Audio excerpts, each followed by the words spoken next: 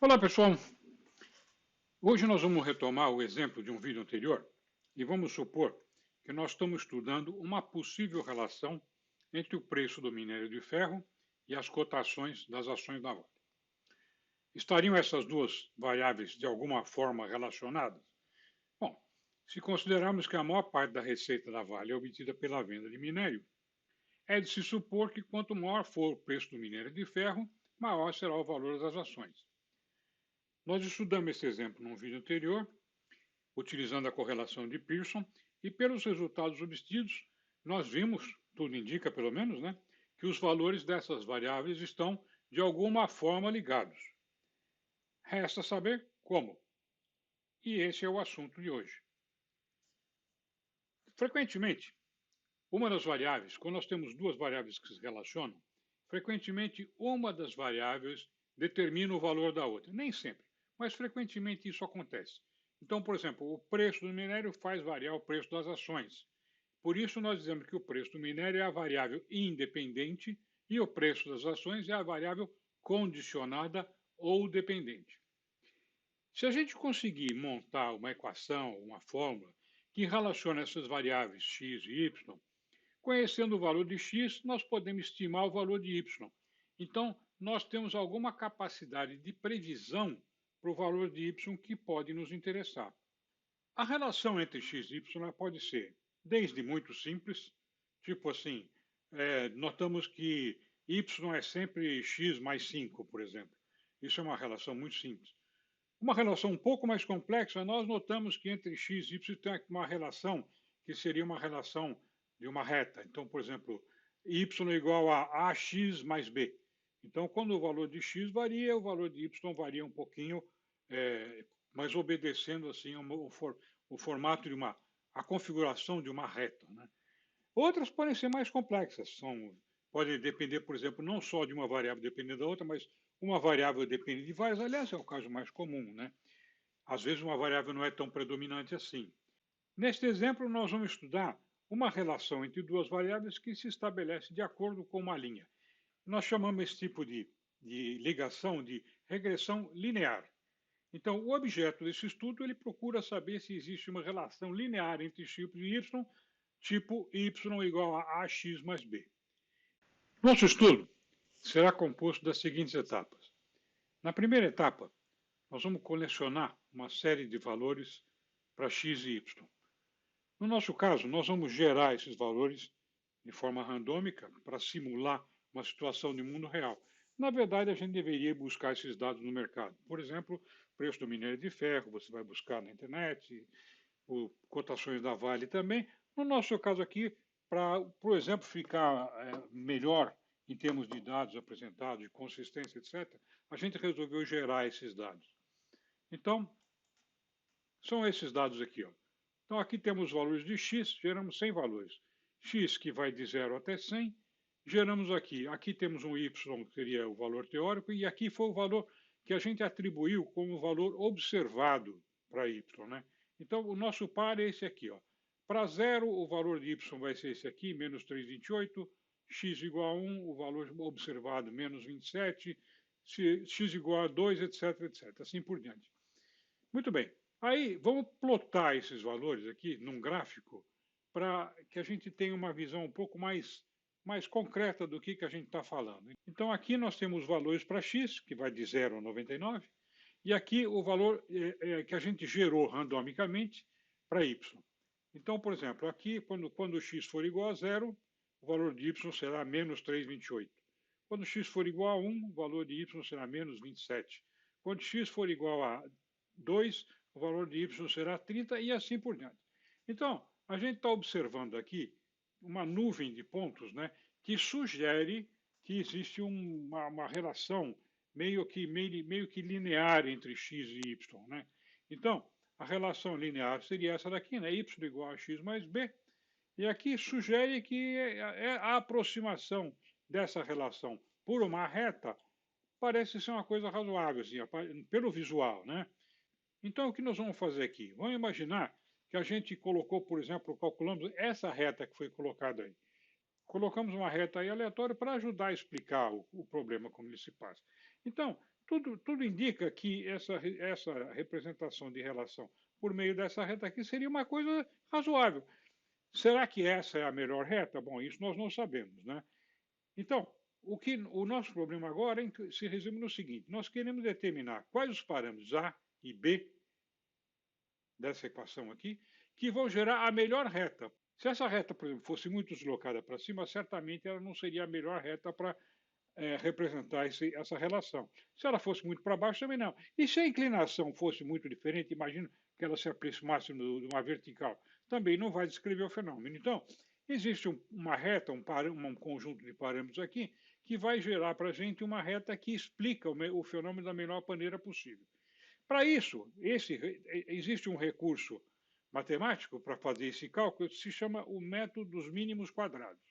E esse método consiste no seguinte: vamos supor, aqui temos essa reta teórica aqui. Não sabemos qual é o valor de A e B que conduz à melhor solução. Mas nós sabemos que, dado uma reta, nós temos aqui um valor para x e um erro. Então, por exemplo, olha, quando o valor aqui for 20, o valor que essa reta propõe para esse valor aqui, para 20, seria esse que apareceu aqui. Seria esse aqui, 56,12. Mas o valor observado foi 38,93. Então, entre o valor proposto pela reta, que tende a explicar o fenômeno, e o valor observado, existe uma diferença. Essa diferença nós dizemos, então, que é um erro. Então, nós queremos traçar uma reta tal que essa somatória desses erros seja a menor possível. Então, para isso, nós vamos usar esse método matemático que a gente falou, que se chama método dos mínimos quadrados. Esse método, então, consiste em relacionar todas essas diferenças aqui, ó, entre o valor calculado e o valor teórico. Nós temos aqui, então, um erro, que é a diferença entre a observação e o que foi proposto o que a reta propõe. Esse erro aqui, a gente eleva ao quadrado e somamos isso aqui. Então, a somatória dos quadrados, dos todos os erros, dá esse número aqui, 86 mil e alguma coisa, tá? Nós queremos que esse número seja o menor possível. Então, primeiro, o que nós fazemos? Temos o valor calculado pela reta proposta, o valor que foi de fato observado, elevamos ao quadrado e tentamos minimizar isso aqui. Então, essa reta que foi desenhada aqui, deixa eu limpar esse. Essa reta que foi desenhada aqui, ela vai servir para isso. Então a gente faz esses cálculos aqui e nós vamos usar esses valores aqui e tem alguma matemática envolvida para calcular A e B. Não vamos fazer a demonstração disso aqui, tá? Porque envolve uma certa matemática, tem umas certas derivadas aí, e não faz parte propriamente do objeto nosso aqui. Mas se alguém quiser saber, tem em vários lugares na internet. Tem vários sites de estatística que tem essa equação demonstrada, e no chat GPT também tem. Se alguém tiver interesse, dá uma pesquisada lá, gasta uma meia hora mais ou menos, e tem a demonstração. E o cálculo dela está aqui. Então, essa equação está definida aqui. Esse é o pedaço que calcula os parâmetros da nossa reta. E esses parâmetros da nossa reta, y igual a ax mais b, a é o que se chama de slope, é a inclinação da reta. Intercept é o valor onde a reta corta o eixo y. Vamos ver no gráfico que fica mais claro. Então, aqui, ó, esse valor aqui, ó, essa intersecção assim, aqui é o valor de B, que é esse 3,28 aqui, esse valor aqui, esse de B, onde a reta intercepta o eixo X. É um pouco mais, não é exatamente 3,28. É perto, mas aqui tá. Eu não estou conseguindo fazer o cursor apontar para ele. Bom, é esse valor aqui, é menos alguma coisa, o B, que é, na verdade, é esse aqui, esse está escrito aqui, ó, menos 6,08. É o valor para B. E esse valor aqui, 3,8, é a inclinação dessa reta aqui. Então, nossa equação aqui é y igual a 3,8 vezes x, mais esse valor aqui, que é menos 6,08. Então, a equação, na verdade, dá y igual a 3,11 vezes x, menos 6,08. Então, essa é a equação da reta ideal. O nosso problema, então, de ajustar a reta está aqui resolvido.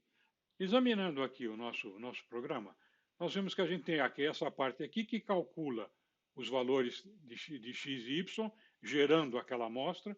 Nós temos aqui a representação dos valores gerados e o demonstrativo de cálculo também, com o erro e o erro ao quadrado.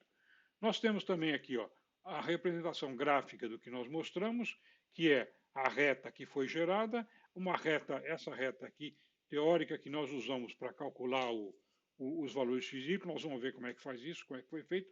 E este ponto aqui que é muito interessante. Nós vamos demonstrar isso aqui. Este ponto representa, aqui nós temos a média do x, esse ponto aqui, essa intercepção é a média do x, 0,49,5. Tá? Então está aqui, e a média do eixo y, que gera esse valor aqui de 147,86. Este ponto vermelho aqui, com essas coordenadas x e y, ele obrigatoriamente faz parte da reta que é a solução. Isso aqui dá para demonstrar, nós vamos fazer, não é difícil. Tá? Então é o seguinte, agora vamos observar o nosso programa, como ele funciona, e ver como é que chegamos a isso aqui. Isso aqui é uma outra relação, simplesmente, que em vez de mostrar aqueles dados espalhados, ele mostra os dados em formato de uma linha que oscila em torno da reta padrão. Então isso aqui mostra, é uma outra forma de visualizar que de fato a reta está ajustada e ela tende a mostrar a verdade. Tá? Então vamos lá examinar o nosso programa aqui, como é que ele funciona. Em primeiro lugar, nós temos aqui no HTML a representação dos dados, aquela tabela que tem os dados gerados. Então nós estamos usando aqui o Quick Read, fizemos essa atribuição. Esses aqui são os pontos que a gente gerou e a gente deu o display desses pontos nessa tabela. Isso aqui, se vocês quiserem saber melhor como é que funciona o Quick Grid, tem um vídeo especificamente sobre isso e lá tem mais detalhe que a gente não vai repetir aqui. Então aqui temos a tabela. Na segunda parte, aqui temos a mostra, onde a gente mostra os dados de cálculo, né? os cálculos de cada um dos valores. Na segunda parte, nós temos o gráfico da regressão, que é aquele que nós mostramos. Aquele gráfico é esse gráfico que está mostrado aqui. Então, ele tem uma parte que é a área definida para ele, que na verdade pegamos a tela quase inteira. Depois, fizemos a definição do eixo X e do eixo Y, tá dando parâmetros para esses dois eixos. O intervalo dos eixos da divisão de 10 em 10 aqui, de 5 em 5 aqui. Aqui nós temos as legendas, né? Aquele tooltip é aquele quadrinho que saía com o valor. Quando a gente colocava o cursor em cima de um ponto, ele dá o display do valor do ponto, por causa desse tooltip aqui. Legenda é aquela parte que você desliga ou liga a alguma coisa que você quer que seja visível ou não. Nós estamos falando disso aqui. A legenda ela tem esse valor aqui. Aqui, por exemplo, se eu clicar aqui, eu faço aparecer ou desaparecer a linha correspondente. Aqui, por exemplo, esse ponto aqui corresponde à média. Eu clico aqui e faz aparecer ou desaparecer lá. Ou seja, a legenda tem uma função ativa aqui e ela é definida naquela linha do gráfico lá que a gente mostrou. Nessa linha aqui, legenda. E depois nós temos as coleções dos dados que a gente mostra. Então, nós estamos mostrando um eixo aqui. E esta primeira parte, nós estamos mostrando o eixo X, tá? A qualidade da reta, a largura da linha que é traçada e o tipo de gráfico, scatter, quer dizer, é aquele gráfico só de pontos, que não tem não é a linha, são aqueles pontos espalhados.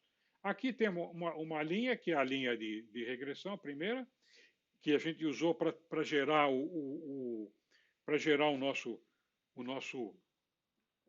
nossos dados, né? Nós vamos ver como faz isso aí. Aqui são a linha dos dados observados.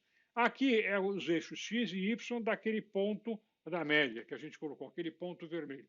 Então, cada uma dessas séries é responsável pela apresentação de um conjunto de dados no gráfico. Então, é assim que faz esse dado da SyncFusion, como é que ele funciona. Bom, prosseguindo. Aqui é aquela parte de geração dos dados que faz mostra aquela linha que circula em torno da reta ajustada. Esse daqui,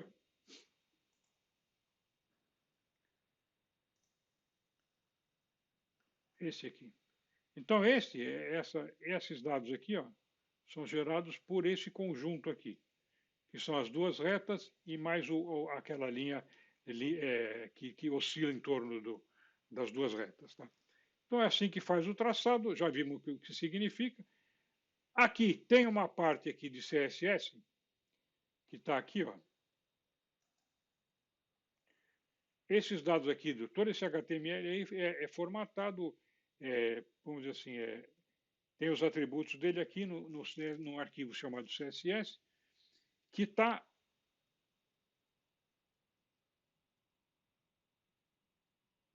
aqui. Esse arquivo de CSS está aqui. Ele tem o mesmo nome do arquivo original, né? Então esse arquivo está ligado a esse arquivo aqui pelo nome, e ele tem, além de uma qualificação nova aqui, razor.css. Aqui dentro desse arquivo aqui, está todo o CSS que nós geramos para usar, para formatar o que a gente tem, os fontes, as margens, os espaçamentos, tudo mais, está tudo colocado aqui, tá? Então é assim que a gente associa você pode associar um CSS a um HTML dentro do próprio programa, fazendo um arquivo como a gente fez assim, ou então usando um arquivo geral para todo o programa. Nós estamos optando por fazer dessa maneira aqui para tornar mais específico o que a gente está fazendo. Mas se você quiser, você pode gerar um arquivo CSS grande para o programa inteiro, todo ele concentrado aqui. Você pode fazer um só e colocar aqui dentro. Tá? A gente está separando o que a gente acha melhor, mas você poderia fazer tudo junto num arquivo só. Bom, e agora vamos analisar aqui agora a parte do código do nosso programa. Né? Então aqui, para fazer os cálculos, então vamos explicar o cálculo do programa, como é que ele foi feito. Né? Então a primeira coisa que a gente fez, nós estamos gerando os pontos que vão participar da nossa estatística. Então aqui, está vendo? Eu estou usando a função random, tá? E aqui eu fiz uma reta de propósito aqui, ó, y igual a x mais b mais desvio. Então essa é a reta aqui que eu estou usando para gerar aqueles pontos aleatórios, que é aquela nuvem de pontos que a gente tem. Temos aqui uma coleção de pontos, né? A gente deu um clear nessa coleção, temos essa coleção aqui. Essa coleção está representada aqui em cima, ó, uma lista com todos os pontos, né? Então, limpamos essa lista e agora, para cada um dos pontos, eu quero gerar 100 registros, tá? Para cada um dos 100 registros, porque eu coloquei aqui, tá? Isso aqui está hardcode aqui, mas você pode alterar. Se você quiser gerar mais, é só lá em cima. Você vai lá no programa, escreve em cima e você altera isso daí, você vai gerar mais dados se você quiser. Então, geramos esses 100, no nosso caso, 100 pontos. De que maneira? Olha, y é igual a mais o ponto, né? O valor de x, né? P, e mais o intercept, a segunda parcela da equação. Então, y igual a x mais b. Então, nós fizemos aqui essa geração usando o random. Aqui nessa primeira linha, nós estamos fazendo uma geração de um sinal. Esse sinal vai ser igual a 1 ou menos 1. Tá? Então, aqui eu gero o valor e multiplico o sinal. Então, eu quero gerar dados aleatórios, alguns com desvio para cima do valor teórico, outros valor para baixo. O valor teórico, então, é esse primeiro aqui, ó, tá vendo? Y igual a P mais B. Aí, a esse valor Y aqui, ó, eu vou acrescentar um valor aleatório com um pedacinho de erro para cima, às vezes, e para baixo outras vezes. Então, eu estou gerando os pontos aleatórios aqui, ó, Y mais desvio, tá? Esse desvio vai ser positivo ou negativo. Então, aqui é o ponto, aqui é o valor teórico, então aqui diz que esse ponto levaria a Clay, que é esse daqui, e aqui eu estou gerando o desvio, o erro para cima ou para baixo. Deu para entender, né, pessoal? Então, isso aqui é simplesmente um algoritmo que a gente está usando, porque nós não temos pontos observados de dados coletados do mercado ou coisa assim. Então, a gente gerou esses dados aí, e eu queria realmente fazer alguma coisa assim para melhorar os dados, por exemplo. Tá?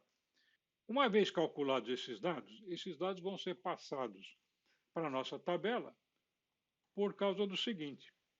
Porque está vendo, ó, esses queryable points aqui, esse queryable points, ele recebe aqueles pontos que a gente gerou.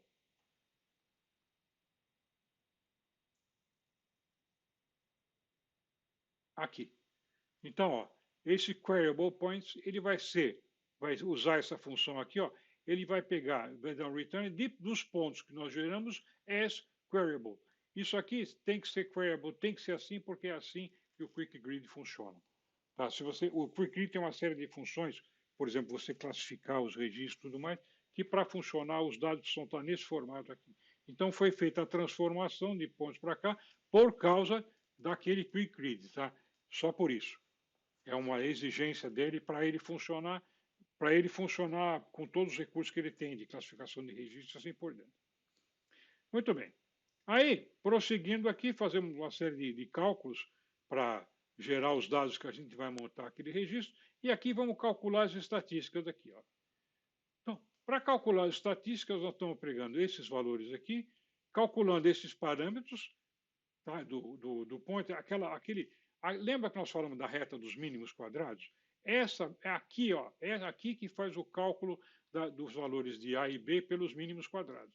Então, ó, aqui nós vamos calcular a inclinação e a interceptação em cima dessa nuvem de pontos. Como é que se faz isso? Com usando esse trecho aqui, tá? E esse trecho aqui está demonstrado. Quem quiser ver a demonstração, está lá no chat GPT como é que faz.